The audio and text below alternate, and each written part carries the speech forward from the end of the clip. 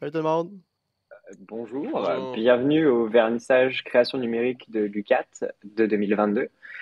On est dans la deuxième présentation sur une série de trois et nous sommes la deuxième équipe de jeux vidéo, The Mighty Tasks, et on va vous présenter le projet The Odyssey of the Mammoth qui est sorti sur Steam gratuitement le vendredi 4 mars. Je suis Pierre, j'étais directeur marketing, puis je suis accompagné de Florence, directrice artistique, Charles Caron, directeur créatif, et j'ai dit son nom de famille, pourquoi?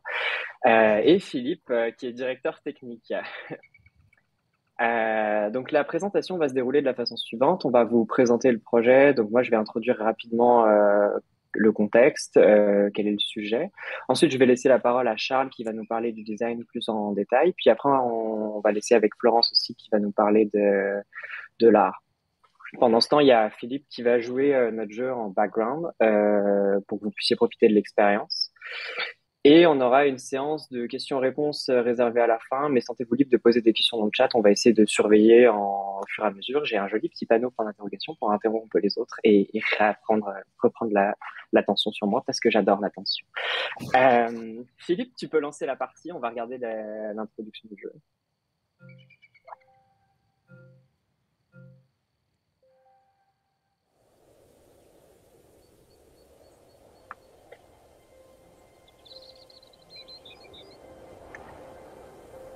J'ai On coupé va le son de la activer la narration. narration.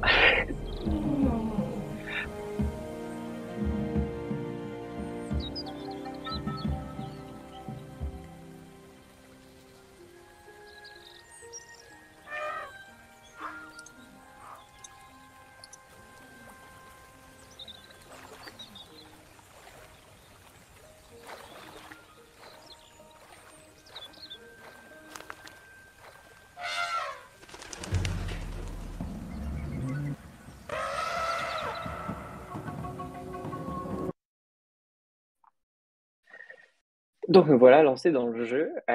Donc pour contextualiser, on a commencé la production de ce jeu en septembre 2021 à la rentrée et on a commencé à parler plus sérieusement de la pré-production. On a été divisé en 6 équipes qui ont chacune proposé un concept de jeu et on a été éliminés 2 par 2. Et Charles Caron, qui est ici présent, a dit «Oh les gars, notre thème à nous c'est défense, venez on fait un jeu sur les mammouths». Puis tout le monde a évidemment accepté ça. En fait, dans les faits, oui, non, on s'est rendu jusque-là. Puis finalement, on a été sélectionné avec les mammouths à la fin. La sélection s'est principalement faite sur la faisabilité et aussi principalement sur la possibilité de mettre chaque étudiant dans sa spécialité parce qu'on voulait tous se rendre dans un domaine plus précis. L'équipe, donc on s'est retrouvé en courant novembre, tous sur la production de The Odyssey of the Mammoth. On était donc 30 étudiants avec 15 artistes, à peu près 5 intégrateurs et une dizaine de designers, si je me trompe pas. Et on a aussi été lié avec des étudiants de l'Université de Montréal pour tout ce qui a été son et musique dans le jeu. Je vais pas nommer tout le monde, mais si vous voulez aller voir le rôle de tout le monde, on a fait des super petites présentations sur Facebook. Allez voir, likez la page. Et on a le générique dans le jeu. Et on a un super générique, ouais, on vous montrera les crédits à la fin pour voir tout le monde, c'est juste qu'on n'a pas de jolies petites photos. Donc pour vous parler plus précisément de c'est quoi notre jeu et c'est quoi le projet, The Odyssey of the Mammoth, ça prend place dans l'Holocène à la fin de l'ère glaciaire et on suit en fait on incarne une maman mammouth qui doit protéger son petit pendant leur périlleuse migration vers l'île Wrangell, qui est en fait l'île sur laquelle les mammouths se sont éteints. Le jeu, c'est un mix entre une promenade dans des environnements très colorés, comme vous pouvez le voir, et une succession de combats assez fun où on fait voler des hommes préhistoriques dans le décor. Gros point intéressant de notre jeu, parce que c'est vraiment marrant. Et on a aussi un très bon, narrateur qui est assez attachant et qui vient donc raconter l'histoire et donner des détails sur la vie dans la préhistoire et qui suit nos personnages. Vous pourrez pas l'entendre pendant notre live parce qu'on l'a coupé pour pas que ça nous parle dessus. Donc c'est dommage, vous êtes obligé d'aller jouer au jeu par vous-même après. C'est sur Steam, allez le télécharger. Je suis directeur marketing, je fais juste ma job, je vous promets. Je passe la parole à Charles pour qu'il nous parle plus en profondeur du design et de comment le jeu a été réalisé de son bord. Oui, merci Phil, merci Pierre, pardon. Comme l'a dit Pierre tantôt, on avait le thème des défenses. Fait que, oui, bien sûr, il y a le fameux jeu de mots avec les défenses de Mammouth, mais comme on a la représentation aussi dans le jeu, c'est que les points de vie de notre personnage, vous savez, dans les jeux vidéo, c'est très très souvent qu'on a des points de vie qui vont déterminer quand est-ce qu'on est en vie, quand est-ce qu'on a perdu la partie. Souvent, c'est notre personnage joueur qui va avoir les points de vie, mais dans ce cas-ci, notre personnage joueur, la maman Mammouth, elle est complètement immortelle. Virtuellement, elle peut se faire attaquer par les ennemis à la masse, les ennemis à la lance, elle peut subir des dégâts, mais ça change rien dans l'état de jeu. Elle va juste avoir un petit effet de caméra et elle va continuer. Les points de vie qu'on voit justement en bas à gauche de l'écran sont sur bébé Mammouth, qui lui est fragile, lui s'il se fait toucher par les points de vie, et lui, quand il n'y en a plus, la partie terminée, faut recommencer au point de sauvegarde. Fait que c'est d'où l'importance de la défense. Ton but, justement, c'est pas de battre tout le monde, d'être le plus fort de quoi, c'est de protéger ton petit à toi. Comment on a mis ça dans le jeu, justement, la phrase clé qui résume toute l'expérience du jeu, c'est « Dans la migration, je protège ce qui m'est cher ». Fait que l'histoire, justement, du mammouth qui va des plaines verdoyantes de l'Europe jusqu'au nord de la Sibérie pour, justement, échapper à la fois au changement climatique, à la prédation des humains, pour réussir à perpétuer l'espèce, ben, on a traversé ça au travers de 3 niveaux différents. On va les détailler un petit peu plus dans la section artistique, parce que c'est là qu'ils prennent toute leur beauté, leur grandiose. Mais justement, la première étape c'est la steppe, dans lequel ça nous sert un peu de tutoriel, où est-ce que justement on voit un peu tantôt Philippe avec les icônes sur les murs va apprendre les différentes attaques du mammouth. Le mammouth, on lui a donné 3 attaques, qui sont toutes les 3 utilisables en tout temps dans le jeu. On a l'attaque de base qui est le swipe de cordes comme ça pour attaquer les ennemis. Le stomp que vous venez de voir, la grosse zone autour du mammouth qui demande un peu plus de temps de chargement mais qui est beaucoup plus puissante. Et la dernière attaque qu'on va voir dans quelques instants, c'est la charge qui permet de foncer en ligne droite puis de taper les ennemis tout droit en allant très vite. On a voulu donner plusieurs attaques au mammouth justement pour que le gameplay soit un peu plus intéressant, que tu aies plusieurs façons de gérer les ennemis, plusieurs manières de finir tes niveaux ou quoi. Puis aussi, on a essayé de faire un espèce de petit système de roche-papier-ciseaux pour que chaque ennemi ait leur force et leur faiblesse face aux attaques. On peut penser par exemple aux ennemis à la lance, qu'on va voir bientôt. Eux autres qui vont être plus susceptibles de manger des dégâts de la charge, parce que s'ils sont loin, nous autres on peut se rapprocher rapidement d'eux autres pour les attaquer. Toutes ces petites subtilités-là. Un gros défi du jeu, par contre, ça a été Bébé Mammouth. Parce que, comme vous le voyez là, puis les plus aguerris du jeu vidéo vont l'avoir remarqué tout de suite, le jeu peut rapidement filer comme une escort mission. Une mission d'escorte dans laquelle on va juste se promener d'un point A à un point B avec un personnage qu'il faut protéger puis qui fait pas grand-chose. Et ça n'a pas une bonne réputation dans le cercle du jeu vidéo, ces missions-là. C'est souvent vu comme étant des missions plates où est-ce que justement on se fait punir pour rien parce que même si on joue bien, si notre personnage en a de nous autres et l'intelligence artificielle est pas bonne, on va être puni pour on devra recommencer le niveau quand même. Alors le gros défi du jeu, ça a été de rendre Bébé Mammouth intéressant, de pas faire en sorte que ce soit une plaie puis qu'on soit pas victime de son intelligence artificielle. Et c'est un défi, je pense qu'on a réussi à lever haut la main, parce que Bébé Mammouth, c'est jamais tu vas te dire « Ah, je suis mort parce qu'il a fait une action stupide » ou « Je suis mort parce qu'il a mal fait ça ». Son intelligence est assez simple, généralement il va te suivre, et tu peux lui dire de rester sur place à certains endroits si tu trouves que c'est trop dangereux d'aller dans certains points, parce que justement, profiter de ton immortalité. Mais jamais ça va être parce que Bébé Mammouth va faire une action spéciale qui va le mettre en danger, va faire une action qui pourrait le mettre en danger ou quoi que ce soit. J'en ai perdu mon fil conducteur. Mais bref, Bébé Mammouth, ça a été un bon défi qu'on a bien réussi. Pour les ennemis, justement, je disais tantôt, avec le système de roche-papier-ciseaux, les différentes attaques, on a aussi justement voulu avoir plus de types d'ennemis pour que les combats soient un peu plus intéressants que d'avoir juste l'ennemi à la masse qui arrive et qui donne un coup. On a rajouté à ça aussi l'ennemi à la lance, que vous avez vu tantôt, qui lance des projectiles. Et plus tard, dans le niveau 2, on va voir aussi les ennemis à la torche, qui ont des flammes sur eux, puis qui vont à la fois booster la vitesse des ennemis autour de lui, et qui vont aussi faire peur à Bébé Mammouth. Le but de ces ennemis-là, c'était de forcer justement un peu une séparation de Bébé Mammouth et Mammouth de manière diégétique, pour que justement le jeu soit un petit peu plus difficile parce que justement, plus Bébé Mammouth est proche de toi, plus c'est facile de le protéger. Fait que d'avoir un ennemi comme ça qui vient un peu perturber cette équipe-là, ça vient justement rajouter un peu de défi dans le jeu. Sur ça, c'est pas mal ce qui complète le premier tour d'horizon sur le côté design. Je vais laisser Florence parler un peu plus du côté artistique. Mais sinon, s'il y a quoi que ce soit qui te passe par la tête, tu vas pouvoir reprendre la parole. On en a encore pour un petit moment. Ouais. Donc, direction artistique, ça c'est plus mon département. On a voulu rendre le jeu accessible et remarquable avec un style stylisé un peu pour donner une marge de manœuvre quand même, qu'on puisse aller tester des trucs, mettre notre personnalité dans le jeu. Quelque chose de doux aussi pour que ça soit le fun à jouer, que ça soit attirant, puis poétique et élégant. Notre inspiration première pour le style artistique, ça a été Lost Ember de Moon Eye Studios, qui va chercher vraiment une ambiance très feutrée, un peu, avec de la belle végétation, des particules qui flottent, un petit peu des VFX qui ajoutent juste un peu de piquant puis de magie un peu dans ce monde-là. Donc oui, justement, on a voulu aller chercher un peu de fantasy dans le jeu. On est, bon, bien sûr, avec des mammouths, on est quand même limité, mais on voulait aller chercher un peu la magie pour rendre le jeu vraiment pétillant puis avec de la personnalité. Donc, on est allé chercher ça avec des couleurs qui sont contrastantes, comme par exemple, vous voyez les arbres jaunes qui contrastent avec le ciel qui est un peu turquoise, avec l'herbe qui est un vert très doux.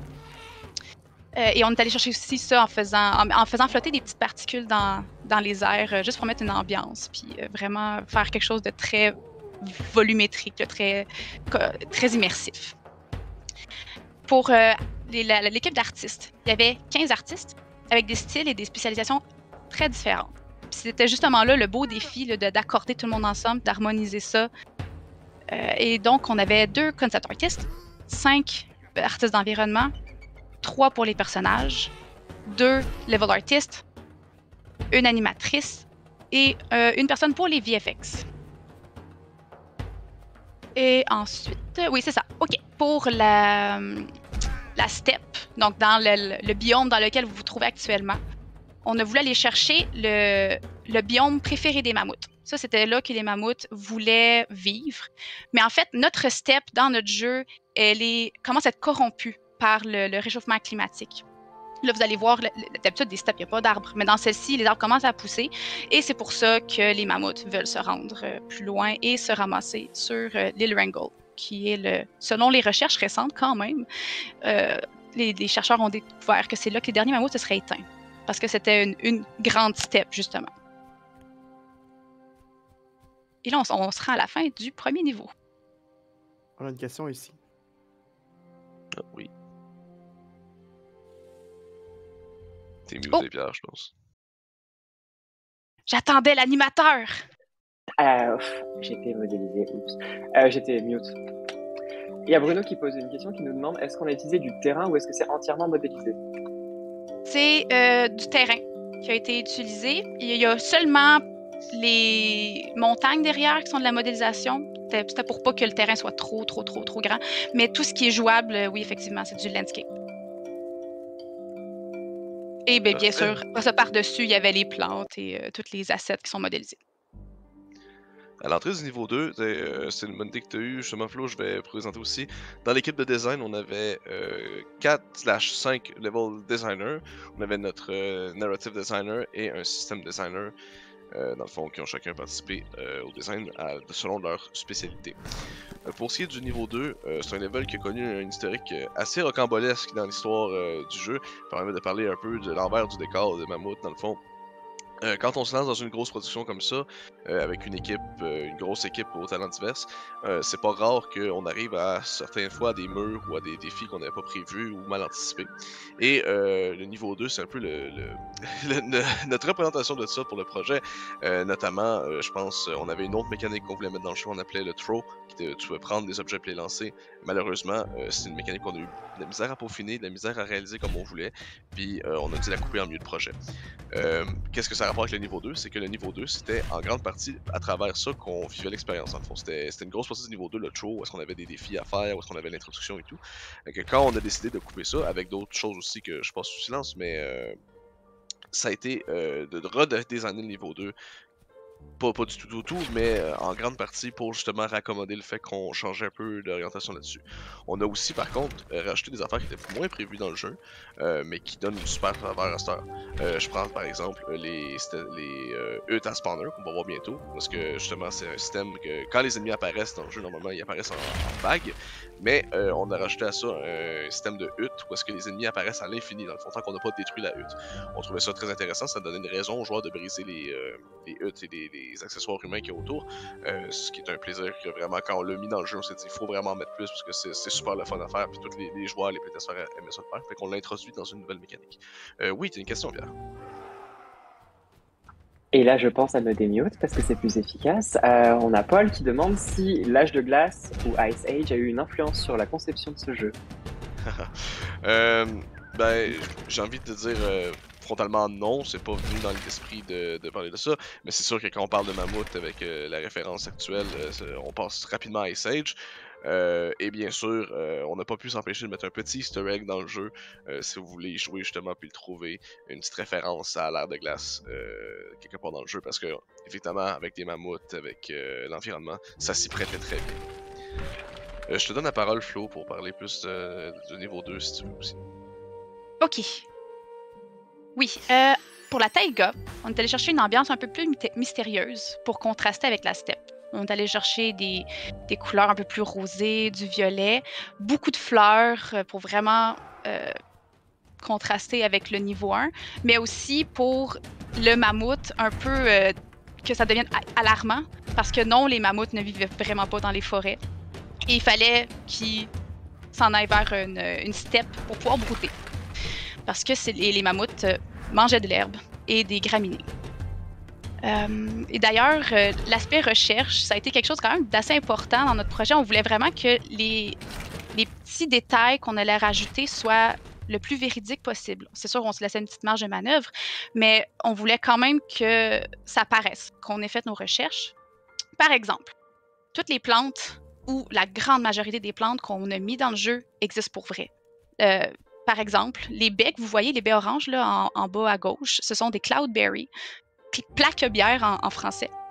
Ce sont des baies qui poussent vraiment dans un environnement plus froid, plus au nord. Ça existe encore d'ailleurs. C'est une baie qui existait au moment que le jeu se déroule, mais qui existe encore aujourd'hui. Sinon, dans les champignons, vous voyez, il y a de la morelle, il y a de la fougère, il y a les arbres aussi avec leur nom un peu plus scientifique qu'on connaît par cœur maintenant. Sinon, encore sur l'aspect historique, là, on a trouvé et découvert que les mammouths ne galopaient pas, ils trottent. C'est d'ailleurs ça aussi qu'on voit dans l'âge de glace. On pouvait le vérifier, là, voir comment eux l'avaient interprété, mais on est resté le plus fidèle possible. On a fait nos mammouths qui trottent et non qui galopent. Sinon, ouais, aspect recherche, oui, on est allé chercher les habitations humaines. On a découvert qu'il y avait des habitations qui étaient faites avec des os de mammouth, des os de toutes sortes d'animaux. Là, on a inclus ça dans notre jeu, bien entendu. Et d'ailleurs, vous allez voir aussi, on a pris la peine d'aller voir des modèles très détaillés de crânes de mammouth pour ajouter ces petits détails ici et là pour les gens qui sont friands de l'aspect un peu plus scientifique de la chose. Je sais pas si Charles, toi, t'avais d'autres trucs à rajouter dans le niveau 2. Je peux faire du pouce sur ce que tu dis. Ça se voit aussi dans les informations que le narrateur donne. Le narrateur, il a un grand rôle, même si ça n'a pas l'air dans le gameplay, dans l'ambiance du jeu et dans le feeling qu'on donne. Le narrateur a un très très grand rôle. Ça a été un élément très, très apprécié de tout le monde dans le jeu. D'avoir un narrateur justement qui est à la fois sérieux, à la fois un peu drôle, que son histoire un peu en parallèle avec celle des mammouths. Puis justement, c'est pas rare qu'il va lancer des petites informations pour détailler un peu plus le contexte historique ou le contexte des mammouths dans le jeu. Par exemple, là, justement, ce qu'ils viennent de passer dans la scène qu'on vient de voir, ils viennent de dire « Ah, by the way, savez-vous que les mammouths et les éléphants sont des animaux qui sont capables d'éprouver beaucoup d'émotions, tout comme les humains, par exemple. » Fait que c'est des petites pics comme ça qui viennent un peu renforcer l'aspect historique qu'on trouvait très important à mettre dans le jeu, justement, que même s'il y a le côté fantasy, le côté jeu vidéo, bien sûr qu'un mammouth tue pas 250 humains par jour, puis les fait voler des mètres et des mètres dans les airs, mais que le contexte soit quand même crédible et quand même historique, ça nous tenait beaucoup à cœur. Oui, Pierre. Le micro. On a une question. Va-t-on avoir un Mammouth 2 considérant le cadre de la fin du jeu? La réponse va être non, même si c'est sûr que la personne qui était très attachée au projet aurait voulu peut-être continuer et puis faire d'autres versions. On dit il faudrait une version en coop où est-ce qu'on contrôle un mammouth et le bébé mout. C'est sûr qu'on pourrait étendre là-dessus, mais malheureusement, ça reste un projet scolaire. On est en fin de bac, toute la cohorte. La plupart d'entre nous, on part soit en stage, soit en atelier. Fait que ça m'étonnerait qu'il y ait une suite à Mammouth. S'il y en a une, ce serait peut-être si des étudiants décident de lancer leur studio et de racheter les droits à l'université, quoi que ce soit, je sais pas, dans quelques années. Mais en tout cas, c'est vraiment pas un projet à court terme prévu. Une autre question? Ouais, autre question. Les campements humains sont-ils juste de la décoration ou ont-ils une utilité quelconque dans le jeu?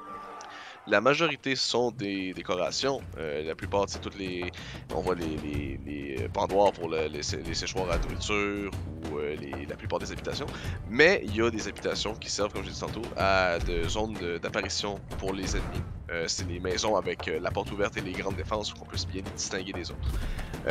La raison pour laquelle on les a rajoutés, justement, c'est parce qu'on voulait mettre un setting pour les humains, que ça soit crédible, qui reste dans certains endroits. C'est plus important dans le niveau 3 que dans les autres niveaux d'ailleurs. Mais on voulait les habiller. Puis on s'est dit, tant qu'à les habiller, ça serait le fun de pouvoir les détruire. Puis quand on a vu qu'on pouvait les détruire, on a vu que c'était tellement le fun. Puis c'est tellement plaisant. Puis c'est tellement dans la diégèse, puis dans la ligne directrice de notre jeu, d'incarner un gros mammouth puissant, puis d'être le plus fort élément de la nature, de tout briser sur son passage. On s'est dit qu'on allait en mettre, puis qu'on allait profiter justement de cet effet-là qu'on avait.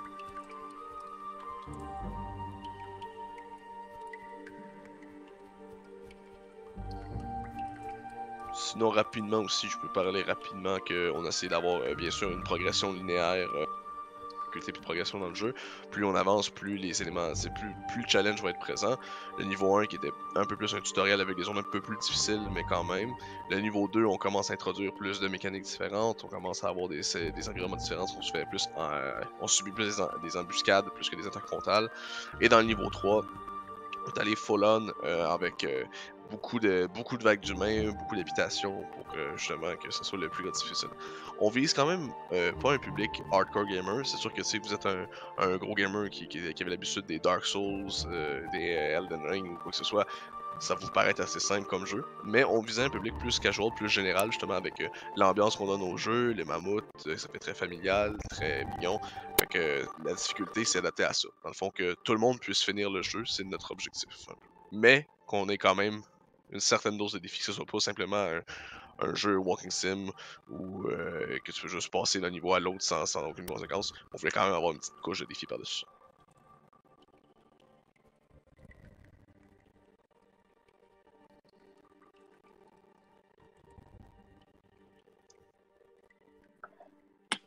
Flo, vu qu'on s'en va doucement vers le niveau 3 et qu'on va peut-être pas passer au travers, est-ce que tu as des trucs à dire sur la direction artistique du niveau 3 ou directement dans la grotte, comme il y a les cave paintings qui sont un sujet intéressant? Ah oui, ben les cave paintings, on est allé chercher des références qui ont été trouvées, des photographies de peintures qui ont été trouvées. C'était surtout en Europe. Ça, je me rappelle bien, c'était en Espagne, en Italie, qu'il y avait beaucoup de grottes, et en France, qu'il y avait beaucoup de grottes où est-ce qu'il y avait des hommes des cavernes qui avaient peint des trucs. On est allé chercher ces références-là. Puis en entendant, encore une fois, on a rajouté un peu notre sauce, notre personnalité à l'intérieur, parce que non, on n'a pas trouvé de peinture de l'île Wrangel, mais ça faisait partie de l'histoire. On trouvait ça mignon, puis on trouvait que ça faisait une belle peinture à rajouter. Mais sinon, pour un peu ajouter à ce que Charles disait, la linéarité du jeu, c'était quand même un défi pour les artistes. Bien sûr, ça enlève de l'environnement à habiller, mais en même temps, on ne veut pas que le joueur se sente trop, qu'il est restreint dans ce corridor-là. Donc, c'était un défi d'essayer de trouver comment on pouvait fermer minimalement le chemin pour que ça soit un minimum organique, immersif, mais que le joueur puisse pas trop s'en aller un peu partout, parce que notre but, c'était vraiment de resserrer le scope de tout ça, là. On a une question. Quel processus avez-vous utilisé pour vos recherches historiques? Demande Joey, qui ne faisait absolument pas partie de notre projet. Je peux répondre à ça vu que j'y ai participé. Première passe de la recherche historique, c'était de Internet. le bon vieux Internet qui a pu nous renseigner un minimum sur le contexte historique qu'on cherchait, sur les mammouths, quelle espèce de mammouth on va chercher, où est-ce que les mammouths se sont éteints, par où ils sont passés, c'était quoi l'habitat qu'ils préféraient. Puis après ça, on est allé dans une bibliothèque. La grande bibliothèque à Montréal, on a été une dizaine d'étudiants à y aller, une journée au complet, puis on est allé chercher tous les livres qu'on pouvait trouver qui avaient un peu rapport à l'âge de pierre, les mammouths, les grands animaux qui ont habité la Terre à ce moment-là, voir comment tout ça s'articulait, comment les mammouths ont disparu, c'était quoi les faits saillants de tout ça. Puis les environnements ressemblaient à quoi? Les environnements, d'ailleurs, ont beaucoup changé là, depuis l'apparition, l'existence des mammouths sur la Terre.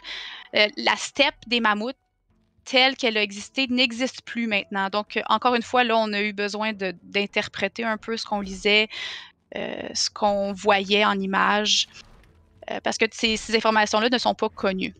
Il y a encore quelques mystères autour des mammouths. Pourquoi ils se sont réellement éteints? Parce qu'il y a plusieurs encore théories d'historiens qui s'entremélangent. Personne ne s'entend réellement sur pourquoi ils se sont éteints. C'est un mélange de réchauffement climatique, chasse par les humains qui étaient de plus en plus avancés, le climat, toute la flore qui était plus accueillante, la fonte des glaces, l'augmentation du niveau des mers. C'est comme un mélange de tout ça, là. Là, je vois une question. Combien y a-t-il de niveaux? Oui, il y en a 3, effectivement. Merci, Audrey. Comme on se rend de façon assez avancée dans le niveau 3, la question est, est-ce que vous souhaitez plutôt qu'on continue et qu'on boucle le jeu en votre présence, ou est-ce que vous préférez plutôt qu'on passe sur les crédits, là, maintenant? La question s'adresse également au chat. Oui, c'est ça. Est-ce qu'on fait voter les gens? Voter. Est-ce que vous voulez voir la fin du jeu, ou est-ce que vous voulez garder le suspense pour le découvrir de votre bord? L'attente. C'est parce qu'on a un léger décalage entre la diffusion, là, donc...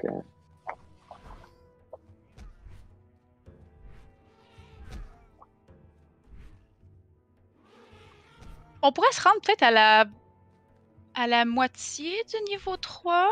Il y a du monde qui dit laisser le mystère pour les nouveaux joueurs, garder suspense, garder surprise. Non, okay. on va arrêter là. Arrêtons là, on va laisser la surprise pour les gens de découvrir la fin du jeu. On voulait au moins montrer le bel environnement avec les aurores boréales. Oui. Non, c'était histoire de vraiment présenter à tout le monde. De toute façon, on n'aurait pas eu le temps de finir totalement au niveau 3. Là. On aurait quand même pas mal débordé sur la présentation. On peut peut-être afficher les crédits pendant peut-être une dernière séance de questions, s'il y en a qui veulent justement... On vous écoute. Question time.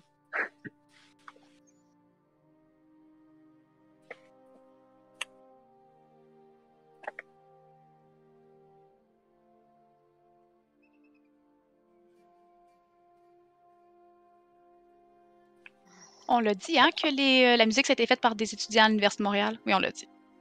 Oui, c'était précisé parce que j'ai bien fait ma job. Musique et son, voilà. Musique et son, bruitage. Le narrateur est un étudiant de notre cohorte, par contre. Donc, c'est lui qui a fait tout le voice acting, mais le reste était pas mal encadré par l'Université de Montréal. C'était Léo, qui était notre narrative designer, qui s'est prêté au jeu, puis qui a voulu faire aussi la narration, et qui a fait un travail impeccable. J'avais une super suggestion et elle m'a échappé. Ça va revenir. Je me mute le temps qu'elle revienne.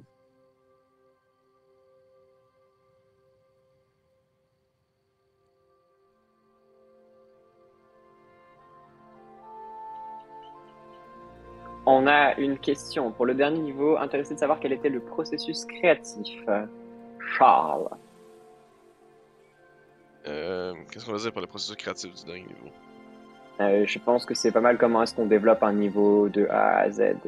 Enfin, c'est quoi les étapes pour développer un niveau? C'est très intéressant comme question. La première étape, mettons, plus que pour le niveau 3, je vais en parler pour tout le jeu. La première étape, c'est toujours qu'est-ce qu'on veut absolument qu'il y ait dans le niveau. Si on a besoin d'introduire des nouveaux éléments, si on a des points narratifs importants, si on a de la tutorisation à faire, c'est de faire une liste de ces points-là. Ensuite, on commence à faire des itérations, comment on veut intégrer ces points-là. Parce que c'est justement, si le niveau va tourner autour de ces éléments-là, ce serait le plus important, c'est de comment on les introduit, comment on va les utiliser. Et après ça, on construit un peu autour du niveau des modules.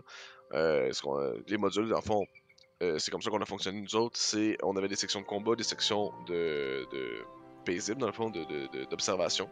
Fait qu'on essayait de faire une belle alternance entre les deux pour que les joueurs plus fans de combat et les joueurs plus fans justement de walk-sim, dans le fond, d'environnement et d'histoire, aient chacun leur plaisir un peu tout le temps dans le jeu. Et la grosse job après ça, c'est de le mettre dans le jeu, de le tester, puis de se rendre compte que ce qu'on voulait faire marchait pas. Fait qu'on le refait, puis on le réessaye, on le reteste, on le refait, on le reteste, on change, on inverse des places, on rajoute des ennemis. La grande partie de la job, c'est justement d'itérer, parce que même si sur le papier, on prend beaucoup de temps pour justement faire de la recherche théorique, puis dire hey, ça serait excellent, puis si on met les ennemis comme ça, le joueur va sentir telle émotion, puis telle affaire. Ça se peut qu'une fois dans le jeu, ça marche pas du tout. Alors, c'est justement de le faire et de le recréer pour que justement on arrive avec l'affinage à avoir exactement le feeling qu'on veut, que le joueur comprenne ce qu'il doit comprendre et que l'expérience soit le fun. Parce que c'est le but premier du jeu. Si le jeu est pas le fun, même s'il réussit à faire ce qu'il a à faire, ça sera pas un bon jeu. Fait que c'est le grand défi, c'est justement de faire ressentir aux joueurs ce qu'on veut qu'ils ressentent, tout en ayant du plaisir. Je vois pas de nouvelles questions, puis on est rentré dans les temps. Donc, je vais remercier tout le monde d'avoir été présent pour ce live. Pour ceux qui nous aiment assez pour nous écouter une deuxième fois, on va être là à 18h. Et pour ceux qui sont intéressés de voir le troisième et dernier projet fait par le CNM, de création de nouveaux médias de l'UQAD de cette année, rendez-vous le 22 mars pour la première du film d'animation Lost Child. Merci à vous d'avoir été présents, puis on vous dit au revoir et à la prochaine. Oh, dernier point. Aujourd'hui, Vas-y. il y a une mise à jour qui a été ajoutée à notre jeu. Bien Et vu. je peux te laisser continuer, Pierre. Donc on a fait une mise à jour dans laquelle on a réglé quelques légers bugs qu'on avait rencontrés dans le jeu et principalement on a ajouté la traduction en français de la narration dans les sous-titres et une traduction en français complète du jeu en fait. Pour que nos amis de France et du Québec pur et dur puissent y jouer complètement et apprécier tous les aspects du jeu. C'est un de nos petits regrets qu'on a eu à la sortie du jeu quand on voulait le disponible. Et on a malheureusement manqué de temps. Je parlais tantôt des délais de production et tout, ben, ça en faisait partie et malheureusement c'était pas essentiel au bon fonctionnement du jeu. Mais après l'avoir sorti, on s'est rassemblés pour se dire ah non, ce serait trop dommage qu'on puisse pas l'avoir en français. Notre jeu qui soit disponible dans notre langue, notre belle langue du Québec et de la France. Alors on s'est donné comme objectif de le rentrer et c'est maintenant disponible pour tout le monde. Merci tous d'avoir été voilà. là. Oui, merci tout le monde. Merci à l'équipe aussi pour la réalisation du jeu. Et bien sûr à Philippe, Florence et Pierre qui qui nous ont accompagnés dans cette présentation. Et pour les plus fans, on se retrouve à 6h. Merci beaucoup. Ah.